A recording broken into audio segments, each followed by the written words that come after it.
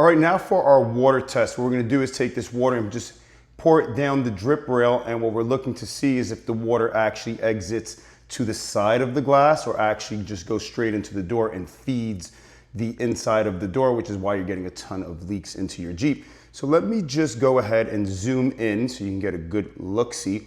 And I'm gonna simply just pour water down this rail, nice and easy, all right? And you're gonna see how the water actually comes out of the drip rail, okay? As you can see, the water's pouring into the door. Some of it's falling on the door, but if you look about here, you can see that the water is literally just flowing down the entire interior, and that's what's giving that direction straight to your floorboard. So this simple little test shows what's happening. And you can see right now, you see how the flow is going into the top of the door, and you can see it actually flowing down the A-pillar. That's exactly the issue that we're having, which is super problematic for the Jeep.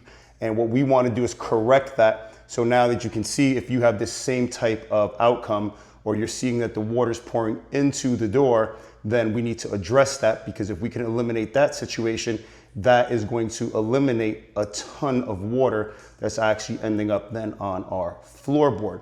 So I'm gonna show you exactly how we're gonna correct and fix that. All right, let's have ourselves a quick look-see at the adjustment that we're gonna make to the freedom panel. And let's just go over some fundamental basics. We have this bracket here. Okay, I've already loosened the hardware, which is just two T30s. And this bracket is affixed to the windshield and it has play to it. So it moves back and forth, and I'll show you exactly what's going on. So when this bracket is installed from the assembly line, it has a lot of play as to where it can sit.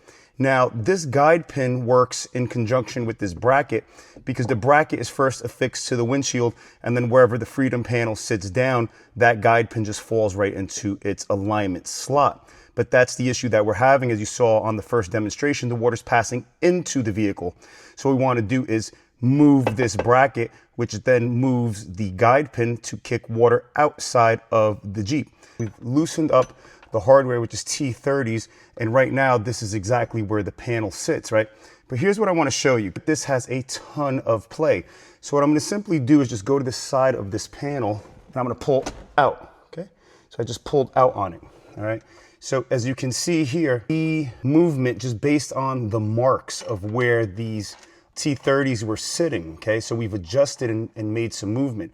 So that's out. So now watch, I'm simply just going to go hit the freedom panel from the side to push it in, and I want you to look at the amount of movement with this was the natural position. Okay, you see how that moved?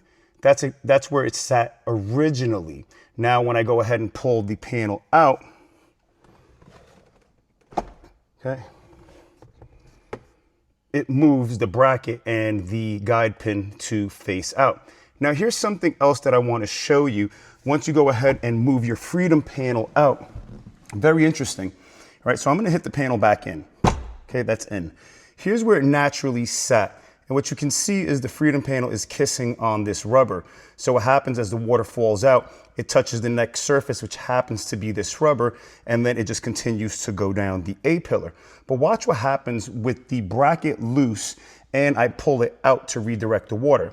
What we're looking for is the freedom panel to disconnect from kissing on this rubber. So watch what happens here. Okay, so you see what just happened? I pulled it out. So when the water exits out of the drip rail, instead of it touching the next surface and running down, it is completely disconnected or not touching or kissing this rubber. So the water will naturally just come out and then flow onto the side of the door and glass. So now that the panel's out, you see the movement, okay, based on the marks that are here for how much we have moved the panel. You can see it right there.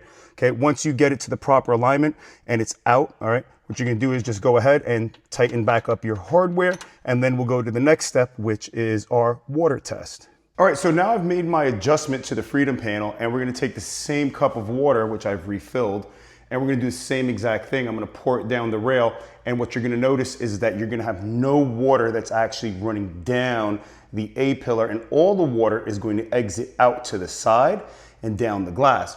So here we go. We'll just take the water and we will pour it up top. And you see what's happening? All the water is exiting to the side of the Jeep. There is no water actually running down the A-pillar. So can you see exactly what's going on here? The water itself is exiting because I've made the proper adjustment. Not a drop of water is actually running down the A-pillar. You don't see the water running down because I've made the adjustment. So this is the first win and first major adjustment that you need to make to your Jeep Wrangler. And I'll just pour out the entire cup of water so you can see, okay? See the difference from before and after? Before, water was feeding the top of the door and also down the A-pillar, but now the faucet is actually passing water to the outside of the door. You cannot stop water, you can only redirect it, and that's exactly what we're doing right here.